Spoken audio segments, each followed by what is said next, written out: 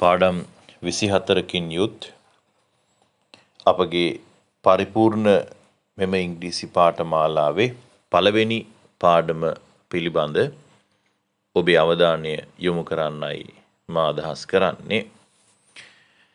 ඉංග්‍රීසි ඉගෙන ගන්න ඔබට කාරණා දෙකක් පිළිබඳ අවධානය යොමු කරන්න සිද්ධ වෙනවා. පළවෙනි දේ තමයි වචන. අප හැකියතාක් වචන අධ්‍යයනය සිදු කරන්නට ඕනේ. එදිනෙදා අදහස් ප්‍රකාශ කිරීමේදී අප සිංහලෙන් භාවිතා කරන වචන සෑම එකක්ම පාහේ ඉංග්‍රීසියෙනුත් භාවිතා කළ හැකි නම් ඔබට ඊටාම පහසුවෙන් ඔබේ අදහස් ප්‍රකාශ කිරීමට හැකියාව තිබෙනවා. එසේනම් ඉංග්‍රීසි කතනයේදී ලිවීමේදී කියවා තේරුම් ගැනීමේදී තීරණාත්මක සාධකයක් තමයි වචන භාවිත හැකියාව. ඒ නිසා මේ පාඨමාලාව තුල සෑම නිබන්ධනයක් හරහාම ඔබේ වචන මාලාව වර්ධනය කිරීමයි අපේ අරමුණ. ඒ වගේම අපි ඊළඟට අවධානය යොමු කරන්න ඕන දේ තමයි ව්‍යාකරණ ග්‍රැමර් කියන එක. ග්‍රැමර් කියන්නේ අරුම පුදුම දෙයක් නෙවෙයි.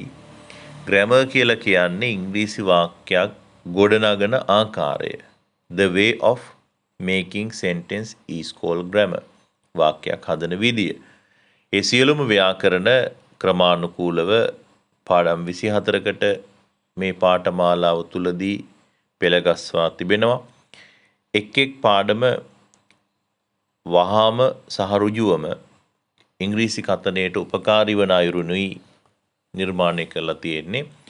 ඒ නිසා මා ඔබට යෝජනා කරන්නේ මේ හැම පාඩමක්ම අධ්‍යයනය කිරීමේ අනතුරුව වහාම ඉංග්‍රීසි කතනයට භාවිතා කරන ලෙස. හොඳයි.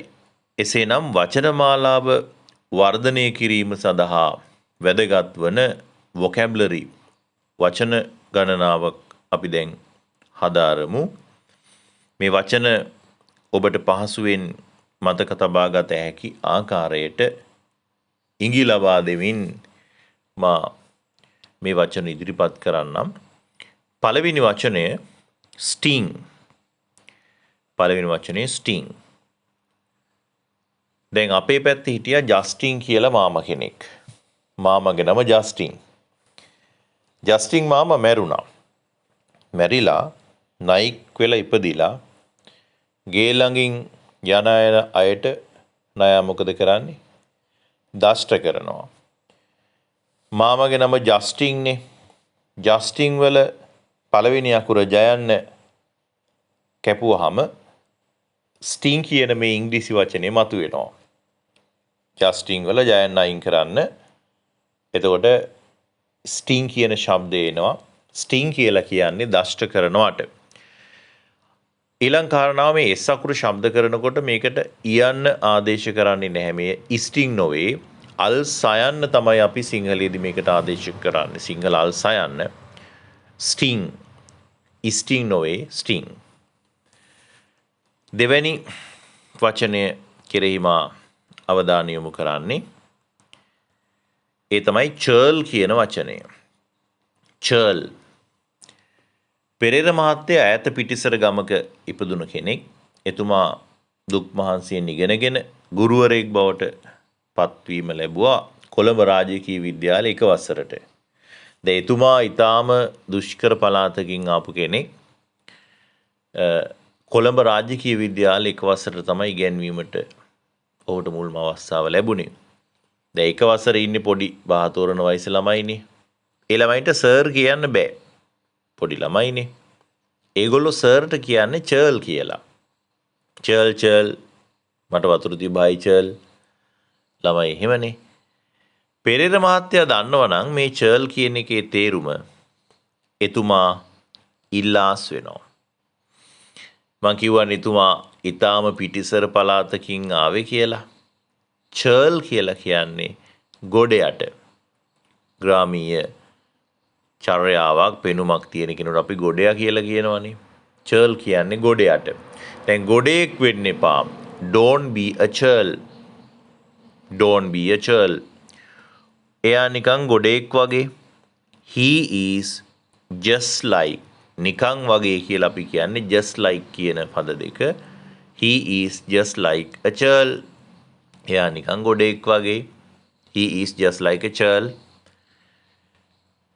මීළඟට අපි යොමු වෙනවා අපේ ඊළඟ වචනයට number 3 hull. hull. දැන් මගේ යාළුවෙක් ඉන්නවා එයාට අයන්න කියන්න බෑ. සමහරුන්ට සමහර අකුරු ශබ්ද කරන්න බෑනේ. එයා අයන්න කියන්න වෙන තැන්වල හයන්න තමයි කියන්නේ. එහෙනම් එයා අක්කා කියලා කොහොමද කියන්නේ? හක්කා කියලා නේද? එහෙනම් එයා අන්නාසි කියලා කොහොමද කියන්නේ? හන්නාසි කියලා. දවසක් අපි ඇවිද ඇවිදිනකොට පොල් අත්තක් වැටුණා. දැන් යාළුවා කියනවා මචං පොල් හත්තක් වැටුණා කියලා තමයි එයා කිව්වේ. පොල් හත්ත කියන එක අනිත් පැත්ත හරවන්න. පොල් හත්ත හල් පොත්ත. පොල් හත්ත හල් පොත්ත. මීළඟට ඉංග්‍රීසි භාෂාවේ තියෙන තවත් වැදගත් කාරණාවක් තමයි අපිට හැකියාව තියෙනවා දැනටමත් දන්නා වචන වලින් බොහෝ නොදන්නා වචන ඉගෙන ගන්න. දැන් ඔබ දන්නවා රෙඩ් කියලා කියන්නේ රතු පාටට, ඈන් කියන්නේ කූඹියට. එතකොට රෙඩ් ඈන් කියන්නේ රතු කූඹිය නෙවෙයි දිමියා. රෙඩ් ඈන් කියන්නේ දිමියට. ඊළඟට black ඈන්. black කියන්නේ කොහොමද කළුනේ. black ඈන් කියන්නේ කඩියට. කඩියා. ඊළඟට white ant. දැන් white කියන්නේ සුදු කියන එක. ant කියන්නේ කූඹියට. white ant කියන්නේ සුදු කූඹියා නෙවෙයි. එයා ඉංජිනේරුවෙක්. white ant කියන්නේ වේයට. වේයා. white ant වේයා. ඊළඟට ant hill. ඈන් කියන්නේ කූඹියා, හිල් කියන්නේ සාමාන්‍යයෙන් කන්දට. ඈන් හිල් කියන්නේ කූඹි කන්ද නෙවෙයි. ඈන් හිල් කියන්නේ තුඹස. ඒ වයිට් ඈන්ගේ නිර්මාණයක්. තුඹස. ඊළඟ වචනය ඈන් ඊටර්. දැන් ඈන් කියන්නේ කූඹියානේ. ඊට් කියන්නේ කනවට. දැන් ඔය ක්‍රියාපදවලට ER දැම්මහම නාමපද බවට පත් වෙනවා. දැන් ඔබ දන්නවා රයිට් කියන්නේ ලියනවට ඒකට ER දැම්මම රයිටර් කියන්නේ ලේඛකයා. රයිට්. රීඩ් කියන්නේ කියවනවට ඒකට ER දැම්මහම රීඩර් කියන්නේ කියවන්න පාඨකයා කියන්නේ. එතකොට ඊට් කියන්නේ කනවට ඊටර් කියන්නේ කන්නා. ඈන් ඊටර් කූඹි කන්නා නෙවෙයි. ඈන් ඊටර් කියලා කියන්නේ කබල්ලෑවට. ඔබ අහලා සතෙක් ඉන්නවා කබල්ලෑවා. number 9 tortoise ඊළඟ වචනය tortoise. දැන් නිමල් ඉස්කෝලේ ගිහිල්ලා ඉගෙන ගත්තා. පන්තිට ගිහිල්ලා ඉගෙන ගත්තා tortoise කියලා කියන්නේ ඉබ්බාට කියලා. tortoise ඉබ්බා. දැන් නිමල් පාඩම් කරන tortoise ඉබ්බා ඉබ්බා tortoise එහෙමනේ පාඩම් කරන්නේ. ටික කාලයක් ගත වුණා නිමල් ඉංග්‍රීසි දන්න නිසා එයාට ගයිඩ් කෙනෙක් විදියට රැකියාව ලැබුණා. දැන් ඔන්න ෆොරිනර්ස්ලාත් එක්ක විදේශිකයොත් එක්ක දැන් වනාන්තරේ සිංහරාජ වනාන්තරේ ගමන් කරමින් ඉන්නවා. එකපාරටම එළියට ආව කැලේ ඉඳලා ඉබ්බෙක්. දැන් ෆොරිනර්ස්ලා දකින්නේවා ගයිඩ් ගෙන්නේ අහන්නේ. ඉතින් ඉබ්බා පෙන්නලා එක ෆොරිනර් කෙනෙක් අහනවා මේ what is that කියලා. දැන් නිමල් කල්පනා කරන ඉබ්බට කියන වචනය ඉබ්බට කියන්නේ tortoise කියලානේ. දැන් එයාට මතකයි ඉබ්බට කියන වචනේ ටොයන්නෙන් තමයි පටන් ගන්න කියලා. හැබැයි සම්පූර්ණ වචනේ මතක නෑ දැන්. එයා දැන් ටෝ කියලා කල්පනා කළා මතක් වෙන්නේ නෑ. උත්තර දෙන්නත් එපයි. සිංහලෙන් කියන්නේ ඉබ්බා කියලානේ. දැන් එයාට මතක ටොයන්න විතරනේ. tortoise කියන වචනේ ටොයන්න විතරයි මතක. එයා මොකද කරේ? ඉබ්බා කියන එකේ ඉයන්න අයින් කළා. එයාට මතක ටොයන්න දැම්මා. ටොයන්න දාලා එයා කියනවා it is tobba කියලා. මොකද්ද කියන්නේ? it is tobba. ඉබ්බවල යන්න අයින් කළා ටොයන්න දාලා මතක නිසා. it is tobba කියන එක අනිත් පැත්ත හරවන්න. it is tobba totis ibba. it is tobba totis ibba. මීළඟට අපි number 10 10 වෙනි වචනයේදී අවධානය යොමු කරමු. ඒ තමයි bogus. දැන් bogus කියන එක අපිට වටින වචනයක් වුණාට සාමාන්‍යයෙන් ඉංග්‍රීසියෙන් bogus කියලා කියන්නේ ව්‍යාජ කියන එක. ව්‍යාජ. bogus spare parts ව්‍යාජ අමතර කොටස්.